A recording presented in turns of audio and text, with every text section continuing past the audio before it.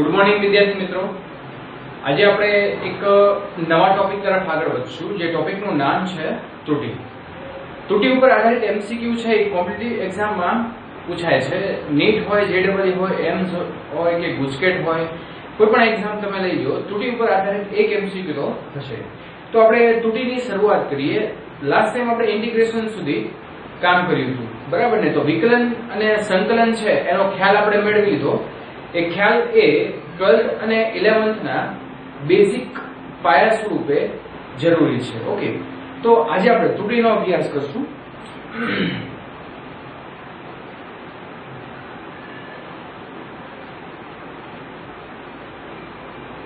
મિત્રો, આપણે ત્રુટિની થિયરી થોડી સમજવાની છે. ત્રુટિ કોને કહેવાય અને કયા સ્વરૂપમાં આ ત્રુટિ હોઈ શકે એનો આપણે ખ્યાલ મેળવવાનો છે. એક એક્ઝામ્પલ, એક દાખલો અહીંયા લઈશ, બરાબર ને? એ દાખલા દ્વારા આપણને આપણો ખ્યાલ છે ક્લિયર થશે. સમજવાનો પ્રયત્ન કરવાનો છે. આની થિયરી મોઢે નથી કરવાની, બરાબર ને?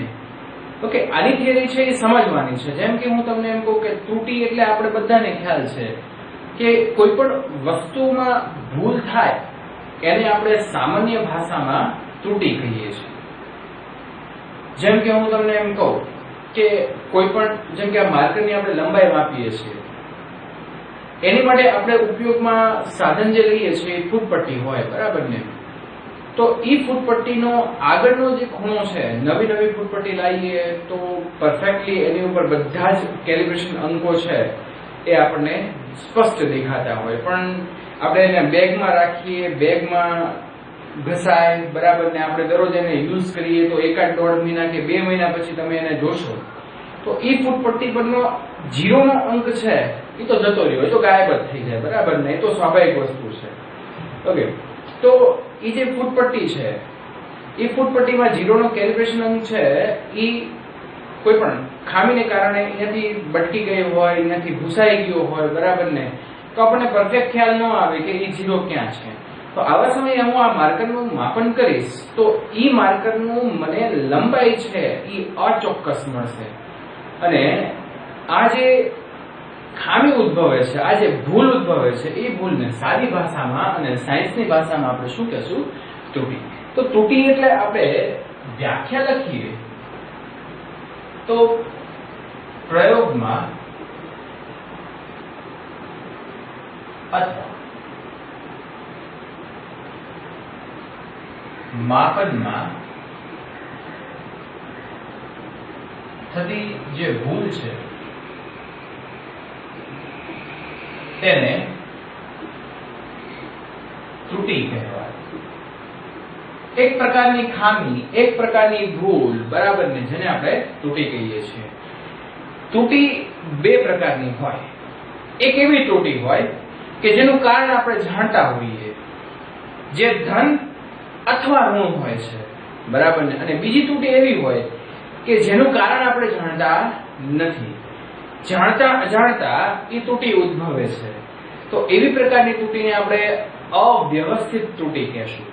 તો 2 પ્રકારની ત્રુટિનો આપણે અભ્યાસ કરવાનો છે, વ્યવસ્થિત ત્રુટિ અને અવ્યવસ્થિત ત્રુટિ. તો ત્રુટિના 2 પ્રકાર છે.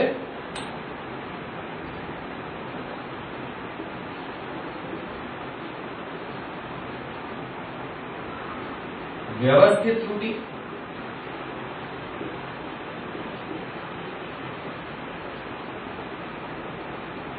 અવ્યવસ્થિત ત્રુટિ. ઓકે, એટલે વ્યવસ્થિત ત્રુટિ કેવી હોય કે એમ કે ને કે શબ્દ જ વ્યવસ્થિત એટલે કે જે ત્રુટિ ઉદ્ભવે છે, બરાબર ને? એનું કારણ આપણે જાણતા હોઈએ, એટલે એવી ત્રુટિને આપણે શું કહેશું? વ્યવસ્થિત ત્રુટિ કહેશું, બરાબર ને? આપણે લખીએ અહીંયા કે જેનું કારણ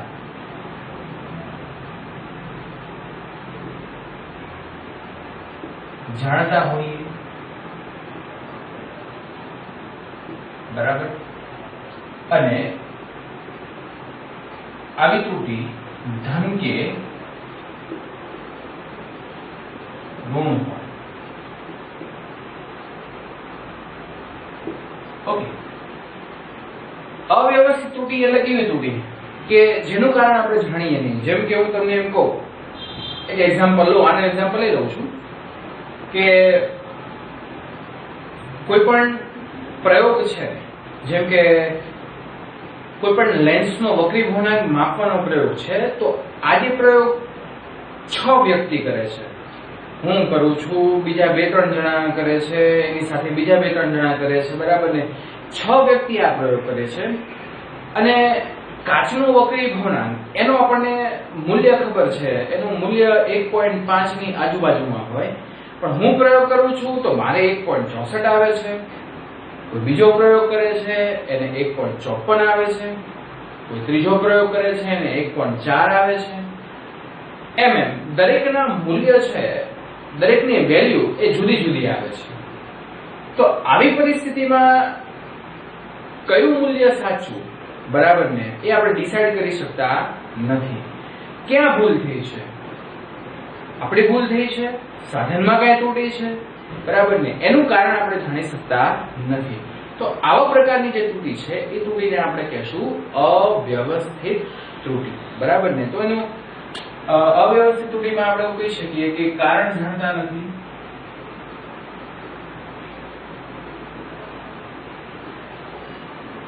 બરાબર ને? અને બીજું આમ પણ કહી શકીએ કે ધન કે ઋણ હોય છે,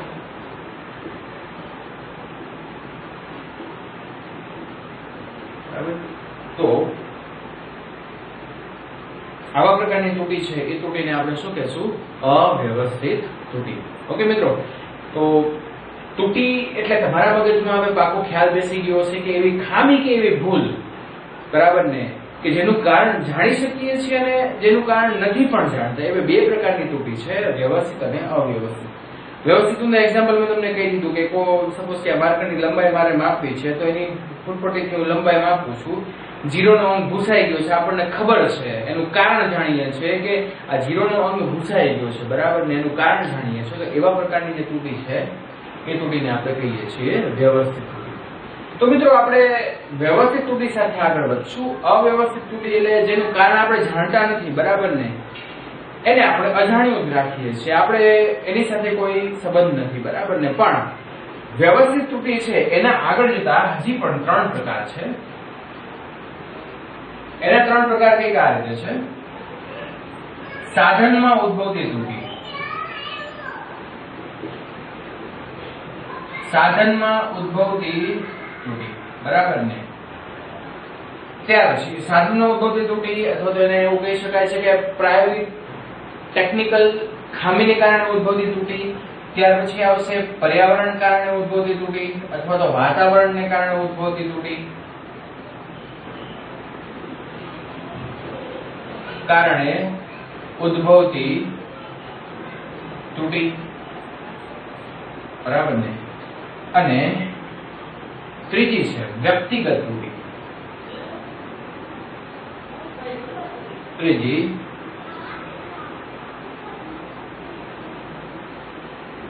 વ્યક્તિગત ત્રુટી છે ને એ અવ્યવસ્થિત ત્રુટી સાથે થોડી મળતી આવે છે, બરાબર ને.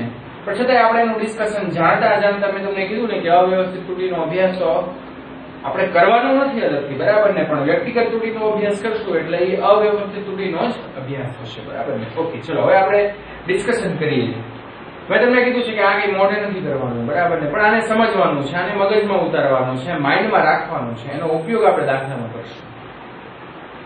તો સાધનમાં ઉદ્ભવતી ત્રુટી, તો કોઈ પ્રયોગ કરીએ છીએ, એ પ્રયોગમાં ઉત્પાદિત ખામી હોય. ઉત્પાદિત ખામી એટલે કેવી ખામી કહીએ કે હું તમને એમ કહું કે આપણે કોઈ સાધન ખરીદીએ છીએ, બરાબર ને, તો એ સાધનમાં આટાની સંખ્યા બરાબર ન હોય, કોઈ વાયર છે એ જોડેલો ન હોય, બરાબર ને, ઢીલો રહી ગયો હોય વાયર. ફિઝિક્સમાં તો આપણે ઘણું બધું એવું થશે, ઘણી બધી એક્યુરેસી સાથે કામ કરવું પડશે, કારણ કે સર્કિટ વાળા પ્રેક્ટિકલમાં જો એક પણ વાયર ઢીલો રહી ગયો અથવા તો એક પણ વાયર ત્યાંથી જોડાયેલો રહી ગયો તો આપણા રીડિંગ આવશે નહીં, બરાબર ને. તો આવા પ્રકારની જે ખામી છે એને સાધનમાં ઉદ્ભવતી ત્રુટી કહેવામાં આવે છે, બરાબર ને. પર્યાવરણને અનુલક્ષીને ઉદ્ભવતી ત્રુટી, પર્યાવરણને અનુલક્ષીને ઉદ્ભવતી ત્રુટી એટલે શું છે? તો સૌથી મહત્વનું જે હું તમને એમ કહું ને કે એના ઉપર સપોઝ કે કોઈ પણ સાધન છે, ખરેખર ઇલેક્ટ્રોસ્ટેટિક્સના જે પ્રેક્ટિકલ છે, જે ઇલેક્ટ્રિક પ્રેક્ટિકલ, જેની વિસ્ટન બીજ છે એ બધા બાર 12 માં આવશે, મીટર બીજ છે. તો આવી બધી જે પ્રેક્ટિકલ છે એ પ્રેક્ટિકલમાં તાપમાન અને ભેજની અસર વધારે થાય છે. જેમ કે હું તમને એમ કહું કે આપણે વરસાદના વાતાવરણમાં પ્રેક્ટિકલ કરીએ છીએ, બરાબર ને, તો એની ઉપર ભેજ જામી જાય છે, જેને કારણે આપણા રીડિંગ છે એ સાચા આવી શકે નહીં. ખરેખર એ પ્રેક્ટિકલ જો લાંબો સમય સુધી પડ્યા રહે તો એની ઉપર જંગ એટલે કે કાટ જામી જાય છે, એટલે આપણે કાચ પેપર વડે એને ઘસવું પડે, બરાબર, એને સાફ કરવું પડે. તો આવી બધી જે અસર છે એ પર્યાવરણને કારણે ઉદ્ભવતી તૂટી છે. એટલે હું તમને એમ કહું કે તાપમાન, દબાણ, કણ, રજકણ, આવી બધી જે પર્યાવરણને કારણે જે અસર કરે છે, બરાબર ને, એને કારણે આપણે પ્રેક્ટિકલમાં જે ખામી આવે છે એ પર્યાવરણને કારણે ઉદ્ભવતી તૂટી છે.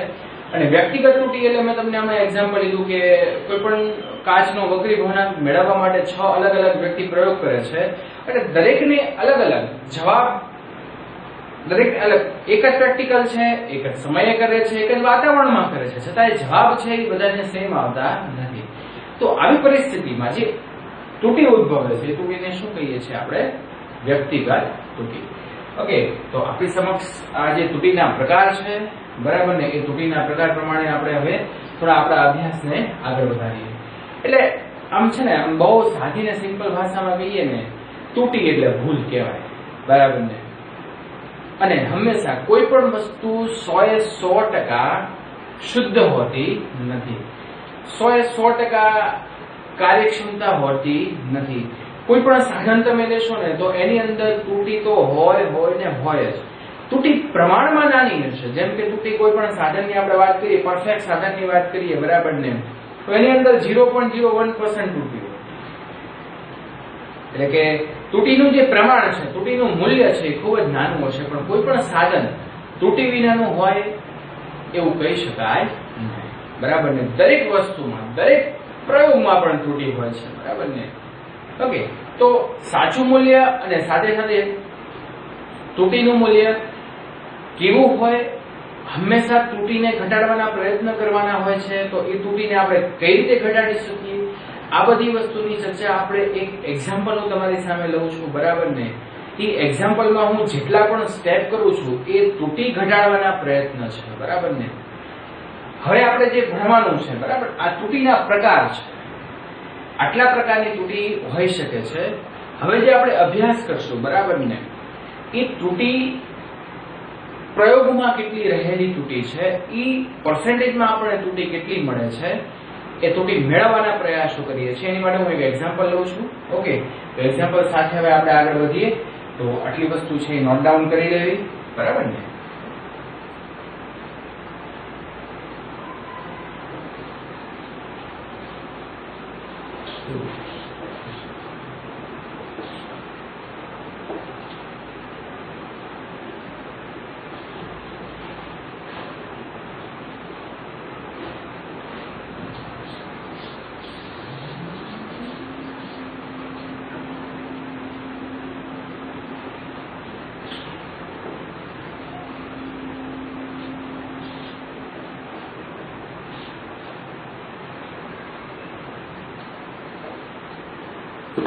ઓકે વિદ્યાર્થી મિત્રો, ત્યાર પછી આપણે એક એક્ઝામ્પલ લઈએ. એક્ઝામ્પલ જે છે એ 5 ભાગમાં વહેંચાયેલો છે. 5 ભાગમાં એની જુદી જુદી તૂટીઓ આપણને કેટલા પ્રમાણમાં મળે છે એના સમીકરણ સ્વરૂપે રજૂઆત કરવાની છે. એને આપણે આ એક્ઝામ્પલ થ્રુ છે એ ભણવાનું છે. ખરેખર પહેલા તો મારે થિયરી ભણાવવી પડે, બરાબર ને. પણ હું એવું માનું છું કે થિયરી ભણાવ્યા પછી તો મારે દાખલો ભણાવવો જ પડે, કારણ કે દાખલો ભણાવું પછી તમને થિયરીનો ખ્યાલ આવે. તો હું હારે હારે થિયરીના સૂત્ર પણ લખતો જઈશ અને હારે હારે તમને એક્ઝામ્પલ પણ સમજાવતો જઈશ, બરાબર ને. બે કામ આપણે સાથે કરવાનું છે. થોડુંક કામ લેન્ધી છે, બરાબર ને, પણ ખૂબ જ ઈઝી છે, બરાબર. કદાચ એ દાખલો તમને શરૂઆતમાં ગણવામાં તકલીફ પડે, પણ એ દાખલાને હું તમને ગેરંટી સાથે કહું છું કે તમે એને 2 વખત ગણશો ને એટલે એ દાખલો તમારા મગજમાં આખો બેસી જશે. અને બસ આ જ જરૂર છે. તૂટીમાં એક વખત તમારા મગજમાં ફિટ થઈ ગયું ને કે ના, તમને એમ ખબર પડી ગઈ, એની મિકેનિઝમ ખબર પડી ગઈ, કે બસ આપણે આ રીતે કામ કરતા જવાનું છે, બરાબર ને? ત્રુટિના એક પણ એમસીક્યુ એવા નથી કે જેમાં તમને તકલીફ પડે. દરેક એમસીક્યુ સાવ સહેલા રોકડા માર્ક છે. 4 માર્ક નો એક એમસીક્યુ આપણે નીટમાં હોય છે, જેડબલઈ માં હોય છે, રોકડા માર્ક હોય છે. એના અઘરા એમસીક્યુ હોતા જ નથી, બરાબર ને? પણ એનું મિકેનિઝમ આપણને ખબર હોવી જોઈએ. ઓકે, તો આપણે હવે આપણે નવા એક્ઝામ્પલ તરફ આગળ વધીએ. તો આપણને એવું કીધું છે કે ત્રુટિની આપણે ખ્યાલ મેળવી લીધો, ત્રુટિના પ્રકાર વિશે આપણને ખ્યાલ આવી ગયો, બરાબર? એક એક્ઝામ્પલ લઉં છું.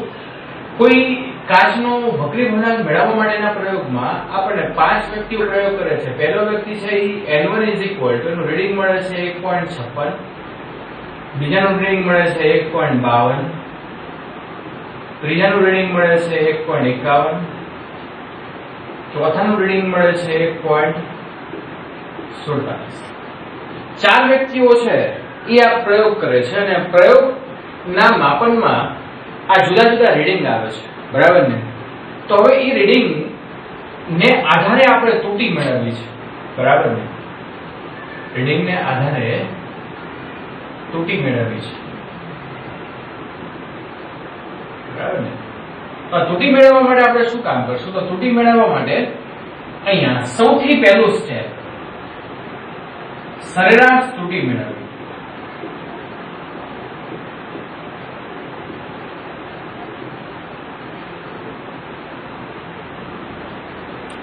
બરાબર ને? સૌથી પહેલું કામ છે સરેરાશ મૂલ્ય મેળવવું. ત્રુટિનું કામ પછી કરશું, પહેલા તો આપણે એનું સરેરાશ મૂલ્ય મેળવશું, બરાબર ને?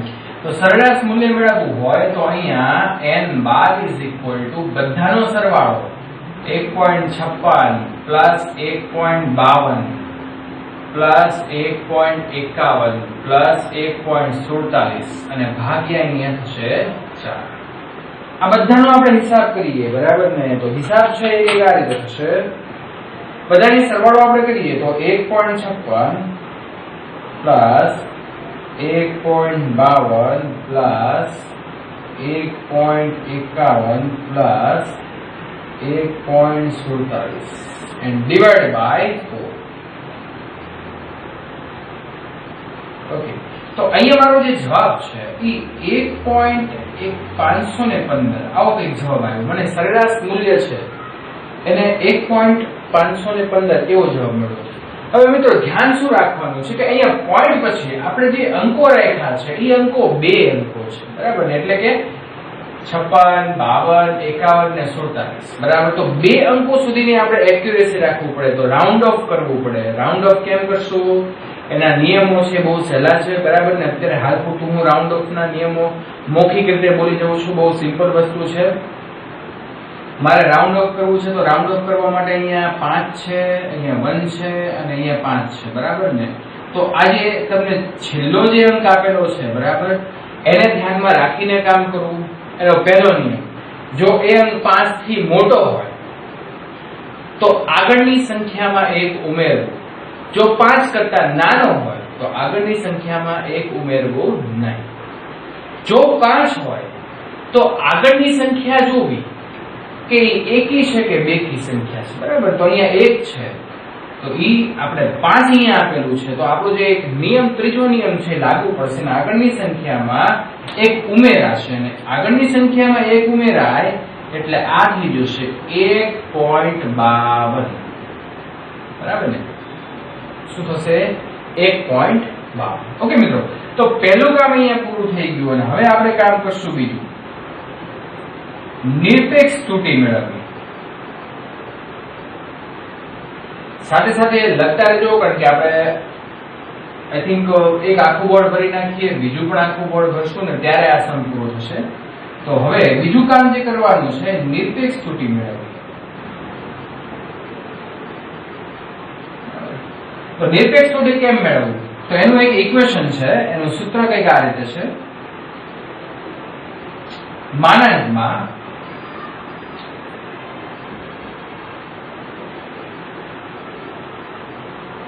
દરેકના મૂલ્ય આપણે એવું કહી શકીએ કે સરેરાશ મૂલ્ય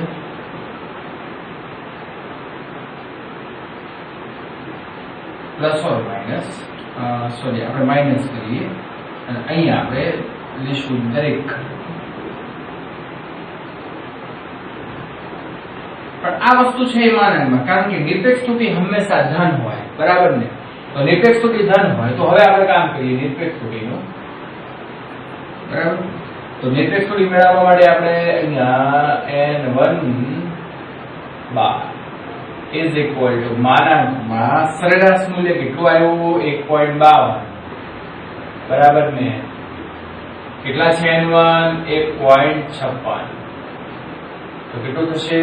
-0.04, બરાબર ને? તો માનાંકમાંથી બહાર કાઢીએ તો પ્લસ થઈ જાય એટલે 0.04.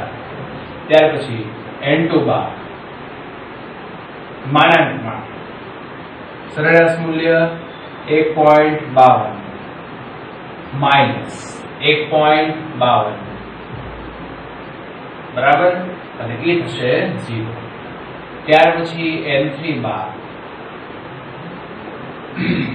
અહીંયા 1.52 માઇનસ 1.51 એટલે એ થશે 0.01. ઓકે. ત્યાર પછી n4 bar is equal two 1.52 minus 1.47 એટલે એ થશે 0.05. આ બધા મૂલ્ય પ્લસ આવે એટલે માનાંકમાંથી સીધે સીધા બહાર કાઢી દેવાના, બરાબર ને? તો આ બીજું સ્ટેપ પૂરું થયું. ત્યાર પછી ત્રીજું સ્ટેપ આપણું સરેરાશ નિરપેક્ષ ત્રુટી મેળવવી. જો સરેરાશ નિરપેક્ષ ત્રુટી મેળવવી હોય, બરાબર ને? તો બહુ સિમ્પલ, એને આપણે કહી દઈશું ડેલ્ટા n બાર. અને સરેરાશ નિરપેક્ષ ત્રુટી મેળવવી હોય તો જે નિરપેક્ષ ત્રુટી મેળવી છે, બરાબર ને, બધાનો શું થશે?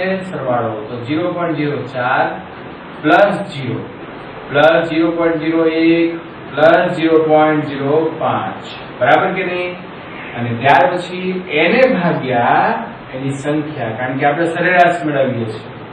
તો બધાનો સરવાળો કરીએ તો 4 ને 1 5, 5 ને 5 10 એટલે અહીંયા થશે 0.10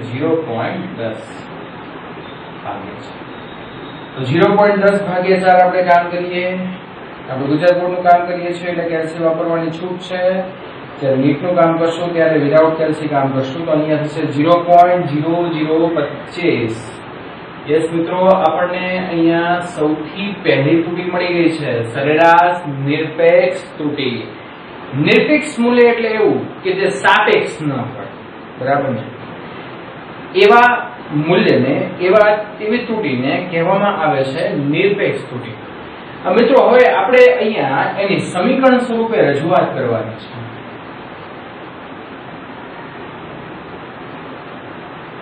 આ બહુ મહત્વનું છે, સમીકરણ સ્વરૂપે રજૂઆત. કારણ કે આપણે કેટલા પણ દાખલા ગણશું કે જેની સમીકરણ સ્વરૂપે રજૂઆત આપી હોય અને આપણને ખબર પડી જવી જોઈએ કે ઈ જે રજૂઆતમાં કયું સરેરાશ મૂલ્ય છે ને કયું સરેરાશ નિરપેક્ષ ત્રુટીનું મૂલ્ય છે, બરાબર ને? તો સમીકરણ સ્વરૂપે રજૂઆતમાં હું અહીંયા લખું છું કે તમારે કેમ કરવું. તો પહેલું જે છે એ સરેરાશ મૂલ્ય લખવું અને પ્લસ ઓર માઇનસ સરેરાશ નિરપેક્ષ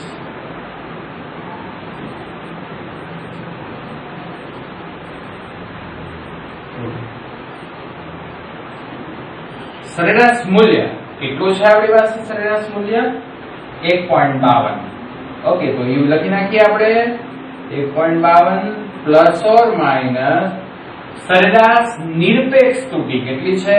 0.025.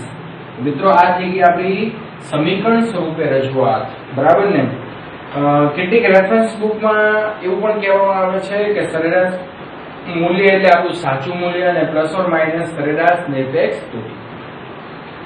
તો તમે જોઈ શકો છો કે જે ત્રુટી આપણને મળી, બરાબર ને, સાધનમાં એ કેટલી મળી? 0.025 જેટલી મળી, બરાબર? એટલે કે આ સાધનની જે ત્રુટી છે ને એ 1.52. સપોઝ કે આપણે અહીંયા પ્લસ ઓર માઇનસ છે તો 1.52 પ્લસ 0.025 એનો તમે હિસાબ કરશો એટલે અહીંયા આવશે 1.025.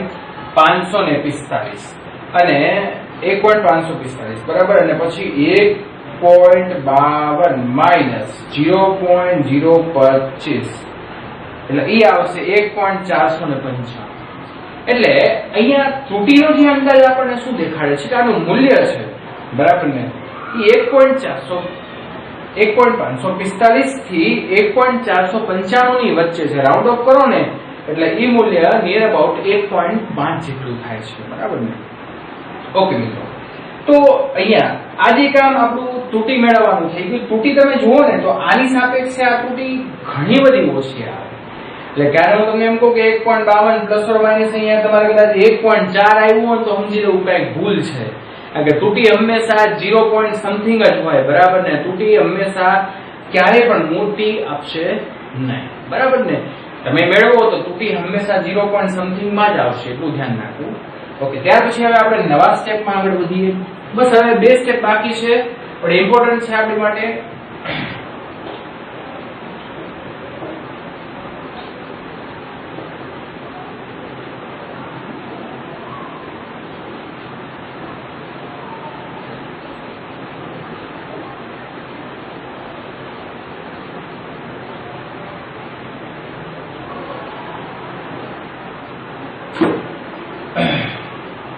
ચલો, ત્યાર પછી એના પછીનું સ્ટેપ જે ચોથું સ્ટેપ સાપેક્ષ ત્રુટી મેળવવી.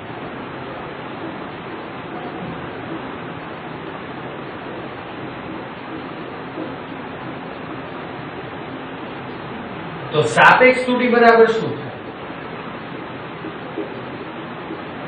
સાપેક્ષ ત્રુટી બરાબર સરેરાશ નિરપેક્ષ ત્રુટી અને એને ભાગ્યા સરેરાશ મૂલ્ય બરાબર ને. તો સરેરાશ નિરપેક્ષ ત્રુટી આપણું કેટલું છે 0.025 અને સરેરાશ મૂલ્ય કેટલું છે 1.52. ઓકે, તો બંનેનો હિસાબ કરો 0.025 ભાગ્યા 1.52 એટલે આવશે 0.0164. મિત્રો આપણે પોઈન્ટ પછી 2 અંકો જ રાખવાના છે બરાબર ને. એટલે 0 છે અને અહીંયા 164 છે તો આપણે 1 સુધી રાઉન્ડ ઓફ કરીએ. જો રાઉન્ડ ઓફ કરવામાં બહુ ધ્યાન રાખવાનું. 4 5 કરતા નાની છે એટલે આગળની સંખ્યા એની જ રહેશે. 6 એ 5 કરતા મોટા છે એટલે મોટા હોય ને ત્યારે આગળની સંખ્યામાં 1 ઉમેરાય એટલે અહીંયા થશે 0.02. ઓકે મિત્રો, યસ. તો આ થઈ ગયું સાપેક્ષ ત્રુટી. સાપેક્ષ ત્રુટી એટલે શું કે કોઈની સાપેક્ષે મેળવવી એને કહેવામાં આવે છે સાપેક્ષ ત્રુટી બરાબર કે નહીં. તો હવે આપણે પાંચમું કામ કરશું, લાસ્ટ પ્રતિશત ત્રુટી મેળવવી.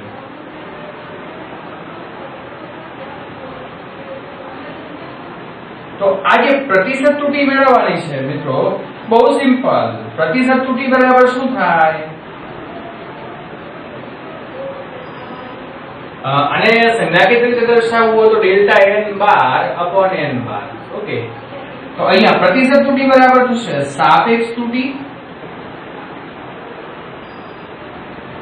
n ગુણ્યા 100 બરાબર કે નહીં. તો સાપેક્ષ ત્રુટી છે એ 0.02 n ગુણ્યા 100 એનો તમે હિસાબ કરશો એટલે આ જવાબ આવશે આપણી 2%. તો આખા પ્રયોગમાં ત્રુટી કેટલા % છે? 2%. પર્સન્ટેજમાં કિંમત આપણે મેળવી લીધી અને પર્સન્ટેજમાં કિંમત એની કેટલી આવે છે 2% આવે છે બરાબર ને. મિત્રો અહીંયા થોડી જગ્યા ઓછી છે પણ સમીકરણ સ્વરૂપે જો આની રજૂઆત મારે કરવી હોય બરાબર ને તો અત્યારે હું લખી નાખું છું થોડું ઝડપથી. સમીકરણ સ્વરૂપે રજૂઆત છે એ આની જેમ જ સરેરાશ મૂલ્ય પ્લસ ઓર માઇનસ અહીંયા સરેરાશ નિરપેક્ષ ત્રુટી હતું પણ અહીંયા શું આવશે પ્રતિશત ત્રુટી. એટલે આ રીતે 1.52 પ્લસ ઓર માઇનસ 2%. પ્રતિશત ત્રુટી કે મિત્રો એટલે હંમેશા એને પર્સન્ટેજમાં જ મેળવવાની. અને જે મિત્રો આને વ્યવસ્થિત યાદ નથી રાખતા અને 12th માં તકલીફ પડે છે એટલે પ્રતિશત ત્રુટીનું જે કામ આપણે કરવાનું છે બરાબર ને એ સાપેક્ષ ત્રુટી ઉપરથી મેળવવાનું છે મિત્રો. તો ફરીવાર હું આખી મેથડ છે બરાબર ને હું બોલી દઉં. સૌથી પહેલું સ્ટેપ સરેરાશ મૂલ્ય મેળવવાનું જેને આપણે સાચું મૂલ્ય કહીએ. સરેરાશ મૂલ્ય મેળવ્યા પછી નિરપેક્ષ ત્રુટી મેળવવાની. હવે નિરપેક્ષ ત્રુટી કેમ મેળવવી? તો માનાંકમાં સરેરાશ મૂલ્ય માઇનસ દરેકના મૂલ્ય, એટલે આપણને જેટલા રીડિંગ આપેલા હોય એટલી જ નિરપેક્ષ ત્રુટી મળે. ત્યાર પછી ત્રીજું સ્ટેપ, સરેરાશ નિરપેક્ષ ત્રુટી મેળવવી. કેમ મેળવશું? તો દરેક નિરપેક્ષ ત્રુટીનો સરવાળો ભાગ્યા એની સંખ્યા. ત્યાર પછી સમીકરણ સ્વરૂપે આપણે એની રજૂઆત આપવાની છે. રજૂઆત આપવા માટે આપણે સરેરાશ મૂલ્ય પ્લસ ઓર માઇનસ સરેરાશ નિરપેક્ષ ત્રુટી લેશું. ત્યાર પછી સાપેક્ષ ત્રુટી. સાપેક્ષ ત્રુટી કેમ મેળવવું? તો સરેરાશ નિરપેક્ષ ત્રુટી ભાગ્યા સરેરાશ મૂલ્ય. આટલું કામ કરશો એટલે તમને મિત્રો સાપેક્ષ મળશે. તમે સાચા મૂલ્યની સાપેક્ષે ત્રુટી મેળવી છે એટલે એને શું કહેવામાં આવે છે?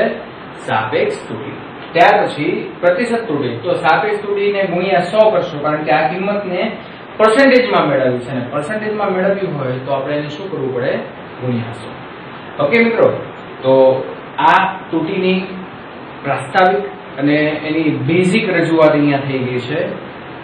આ દાખલો એક્ઝામમાં અથવા તો હું તમને એમસીક્યુમાં પૂછું તો આખો ન પૂછી શકું, બરાબર ને? હા, એવું કહી શકું કે એનું સરેરાશ નિરપેક્ષ ત્રુટી મેળવું, પણ કોમ્પિટિટિવ એક્ઝામમાં વિધાઉટ કેસથી કામ કરવાનું હોય છે, એટલે ક્યારેક ક્યારેક આપણને ભાગાકારમાં તકલીફ પડે, બરાબર ને?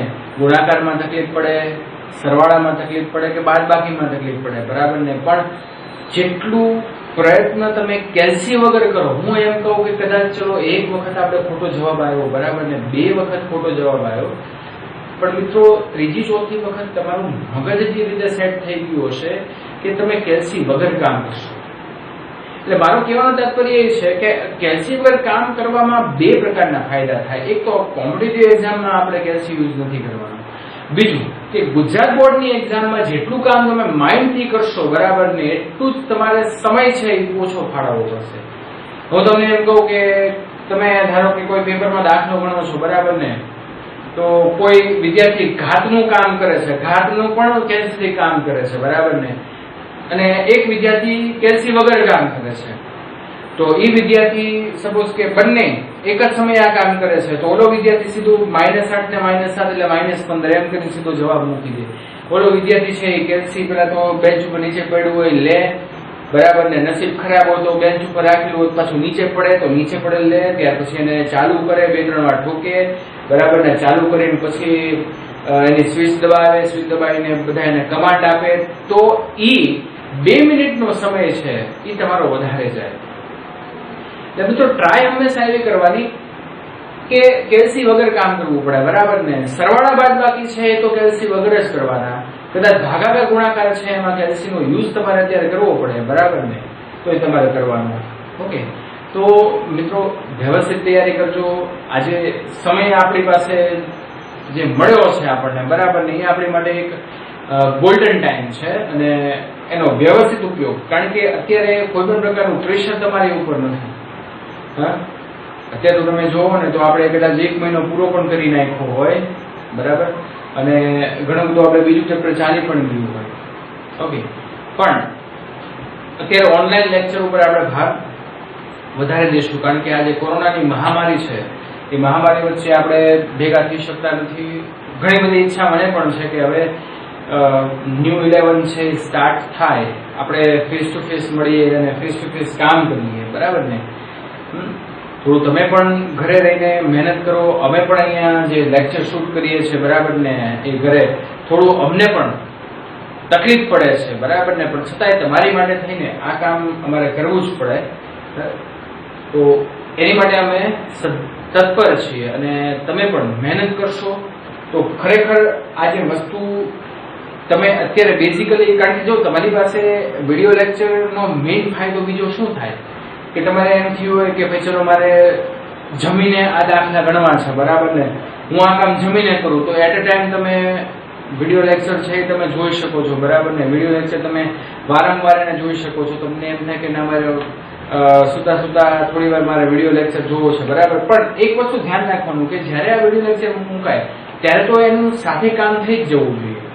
પણ તમને એમ થાય કે ના, મને આ સ્ટેપમાં તકલીફ પડી છે, તો પાછો વિડીયો લેક્ચર ખોલીને તમે જોઈ શકો છો, બરાબર ને? તો એનો મેઇન ફાયદો આ છે. તો અત્યારે જે સમય છે બરાબર ને, એનો સદુપયોગ કેમ કરવો એ તમારા હાથમાં છે. અને બધાને હું એવું કહું કે અત્યારે જે આપણને ગોલ્ડન પીરિયડ સમય જે મળ્યો છે બરાબર ને, એનો વ્યવસ્થિત ઉપયોગ કરો. જ્યાં પણ અટકો, જ્યાં પણ ડિફિકલ્ટી ઉદ્ભવે એ પ્લીઝ અમને મેસેજ કરો, વોટ્સઅપ મેસેજ કરો, ફોન કરો બરાબર ને. ઓકે, અને જે ડિફિકલ્ટી જ્યાં અટકો છો એ અમને પૂછો. Okay, thank you very much. Next time આપણે એના ગુણાકાર, ભાગાકાર અને ઘાતાંક સ્વરૂપની જે ત્રુટી છે એમાં આગળ વધશું. ખૂબ જ સહેલી છે અને એના ઉપર આધારિત MCQ પણ પૂછાય છે. Okay, thank you very much.